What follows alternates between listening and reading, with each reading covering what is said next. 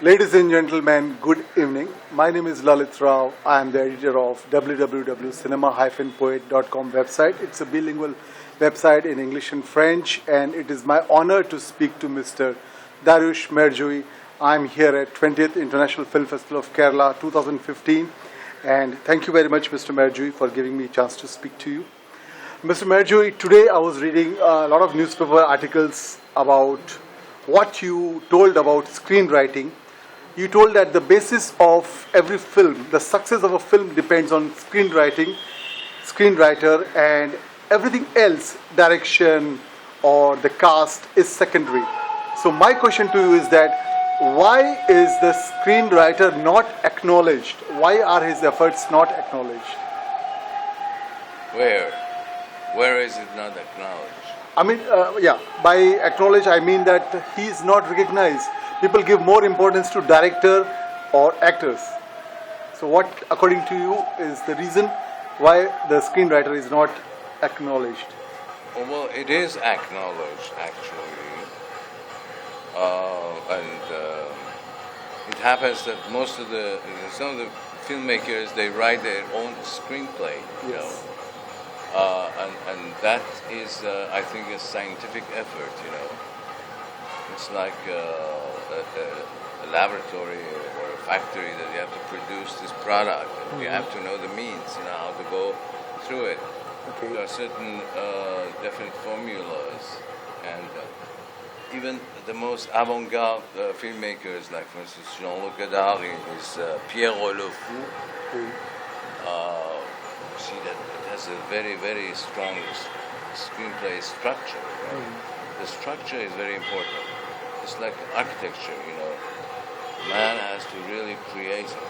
I mean, the best directors are the directors who are directing also their screenplays. Yes. That's important. Yeah.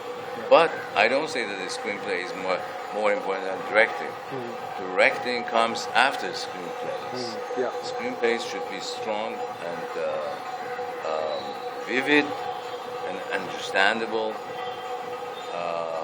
Not something very abstract and totally out of the regular situation, trying to be ultra modern, etc. I don't agree with those kinds of screenplays.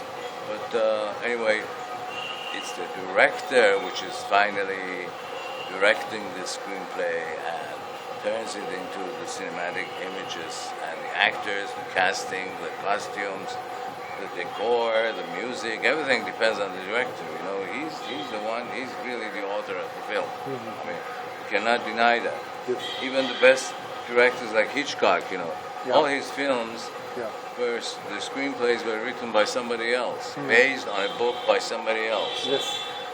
And sometimes rewritten by another person because he was directing it. He knew what he wanted, so he was trying to draw it out of the screenwriters that he had. So he's the author. Or Howard Hawks, for instance. He's a great director. John Ford also. Always dominating the screenplay. But the screenplay is important because it gives the director a chance to really do his cinematic work and direct his actors and actresses. And if the screenplay is good, you know, it gives the actors and actresses also the direction, how to act, how to go, where to go. Because the drama, you know, teaches them how to act, what to do. The director, of course, you know, guides them here and there and there. Gives the mise en scène, here, go there. But the screenplay is very important. Mr. Mehrjui, you went to UCLA to study cinema, and you did not like the atmosphere which was there, and instead of cinema, you ended up studying philosophy. So my next question is about philosophy, that in the world of cinema, apart from Terence Malick, who also the acclaimed American director, Terence Malick and Dariush Mehrjui, apart from that, there are not many filmmakers who have studied philosophy. So my question to you is that why do you think philosophy is not chosen in large numbers by filmmakers?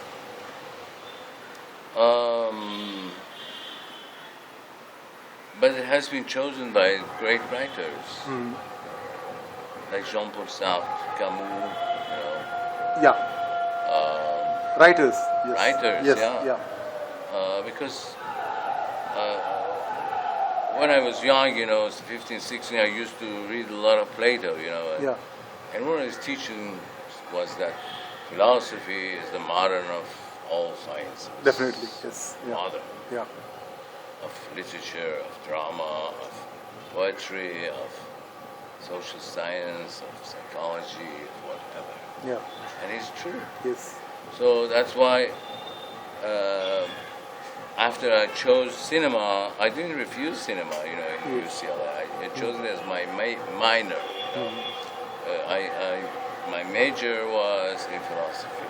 And that really helps, the mind to expand and to see things from a higher view and to understand drama better. Shakespeare, you could understand Shakespeare better. Bergman, Bresson, Alain René, Jean-Luc Godard, Buñuel, all these great masters, they were philosophically minded. The films have such a depth and such different dimensions that you could interpret from each point of view, just like a poem. Moving on to my next question. Mr. Mehrjui, you have made films about women, about men, about ordinary people. So how do you decide on the theme of your films? What comes to your mind when you set out to make a new film? Well, it's usually an inspiration which comes from real experiences in life, like Banu, for instance. Yes. Is the story of something which happened to me. Yes. Or the stories you read, or the novels you read, either Iranians or foreigners or Indians. I read Tagore, a lot. So it all depends what kind of feeling you have at that moment and what touches you. Yeah. It should come out of your feelings, out of your heart. That it's necessary to make this film. That necessity is something spiritual, mystical, something inner, and that is the motto which makes you operate. Mr. Mehrjui, moving on to Ezare Nishinha, The Tenants, which you made in 1986. Yes. So my question is that comedy films from Iran have not been shown outside of Iran for whatever reasons. So what was the idea behind the making of this film? When you made this film, it was very much a home production, only for Iranian audiences. So what was the reason? No, it has been out also. It was In festivals? Beauvais, it was in Switzerland, it was in the States. It had a big, huge sale in the States, in California, which was amazing that it came to variety, that, the Tenants has gone up very up. It became the film of the week, etc., etc. And also in France, it was shown in different festivals. It was shown. Actually, I was not trying to make a comedy. I was trying to make an absurd film. Okay. I was very much influenced by UNESCO and Beckett and all these absurd players at that time. And I thought that this could turn out to be an absurd film, full of humor, but not comedy. Comedy in the midst of slapstick, something like that. Yeah. At least comedy of situation. And this was really amazing because everybody says that, but the film is tragic. Why makes people laugh so much? I didn't know if this was the combination, tragedy with comedy, just going together. This film spoke about the housing problem in Iran, especially in Tehran. Was it also some sort of a real interpretation of the events which you saw that time? Yes. At that time, I Yes. was fed up with making films in the villages outside the Tehran. So I was very much interested in making films about these people who are living in the apartments, Yes. this problem with the apartment situations, etc. So that's why I was attracted to this story, and I started developing it, myself, and just made it the fourth stories, the garden, Yes. and different levels Yeah. of people, Yes. and the inherent meaning that everybody wants to eat the whole thing.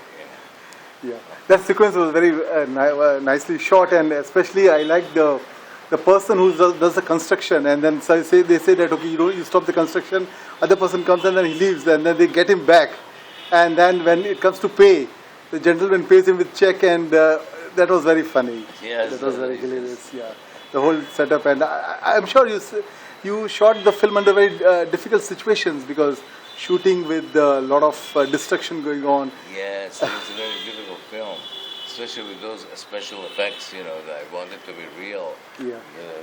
The water coming down, Yeah.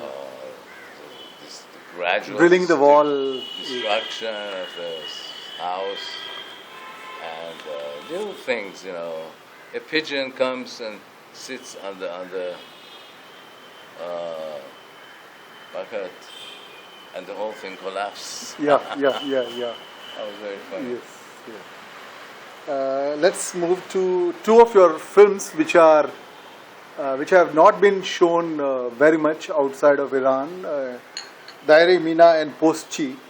Mr. Mehrjui, could you comment on the sexual content of these two films?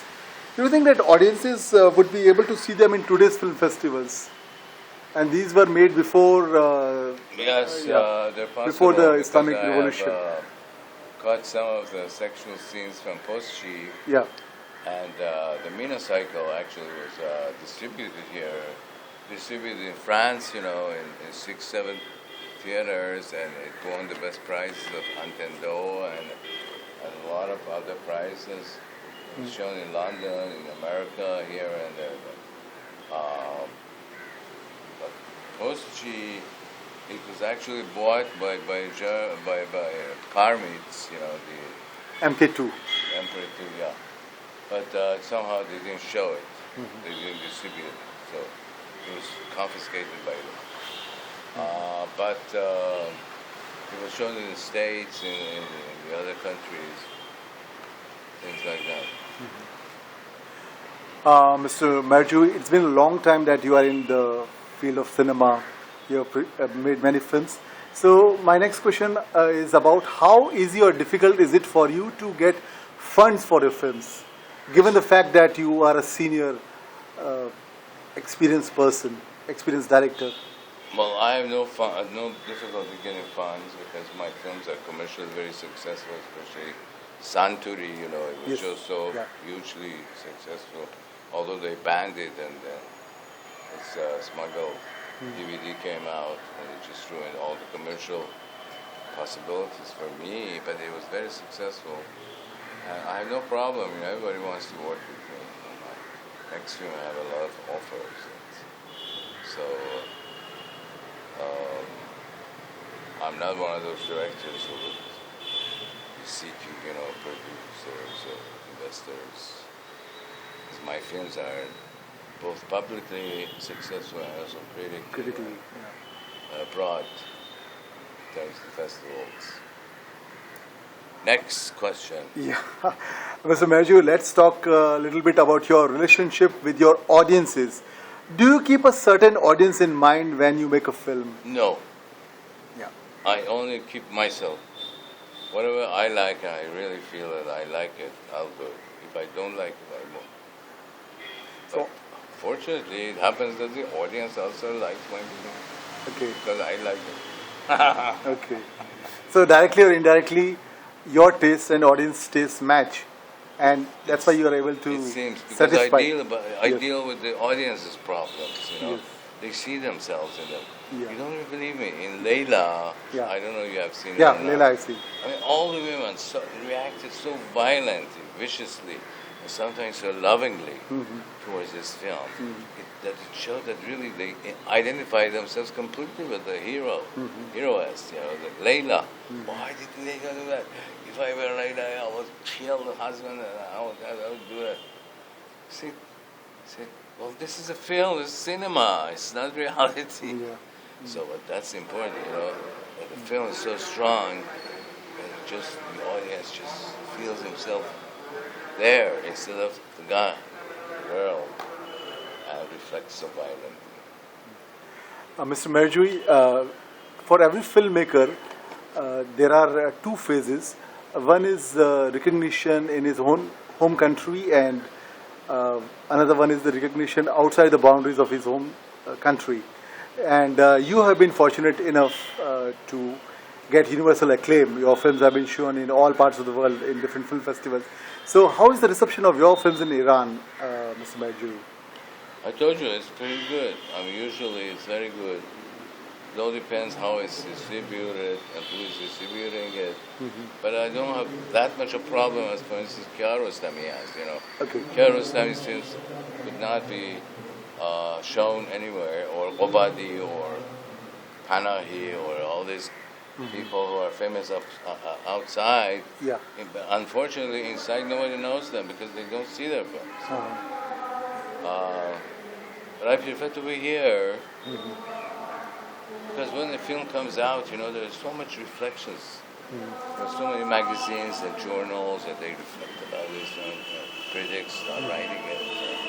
You receive a lot of feedback, But when your film is shown outside, you don't receive any feedback. It's just a journal writes something about political issues in Iran and says I had that experience a lot. So you mean to say that in Iran the conditions for watching films are...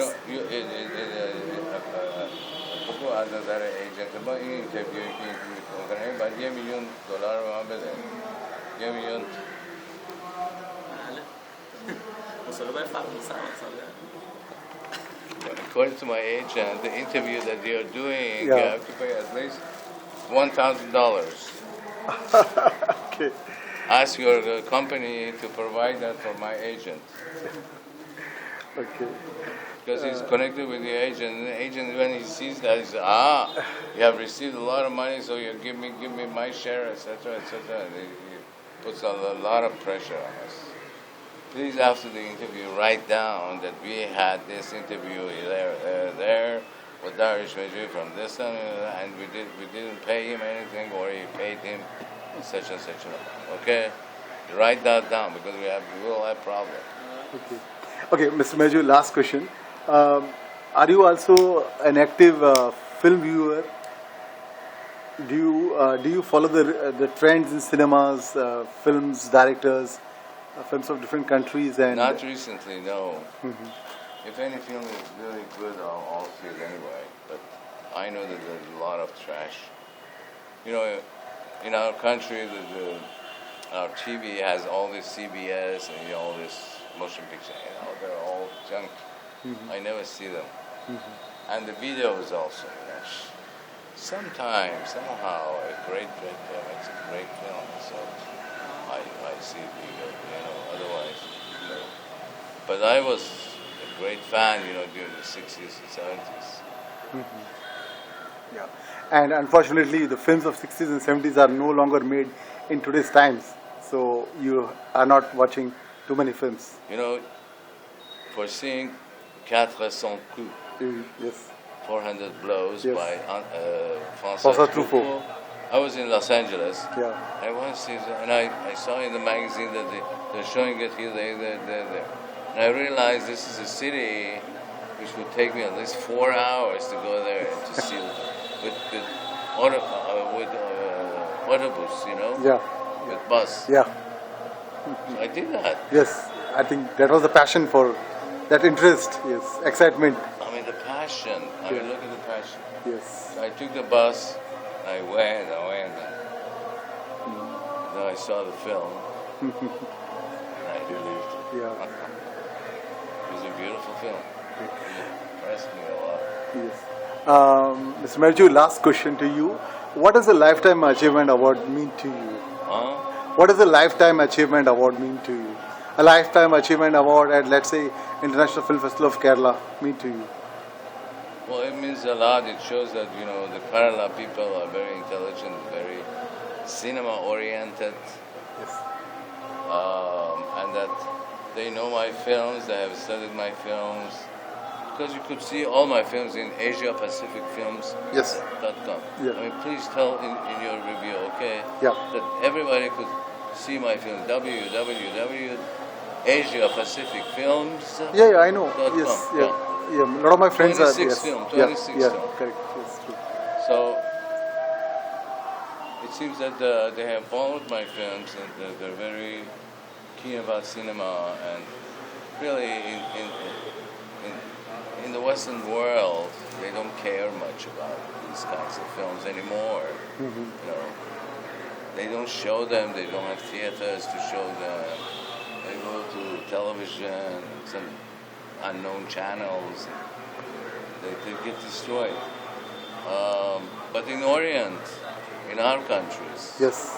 here, China, Iran, Japan, Fukuoka. Fukuoka, Yeah. yeah, we are still, you know, cherishing good human films because we are more human than the Western world. Yes. So Thank you. that was the completion.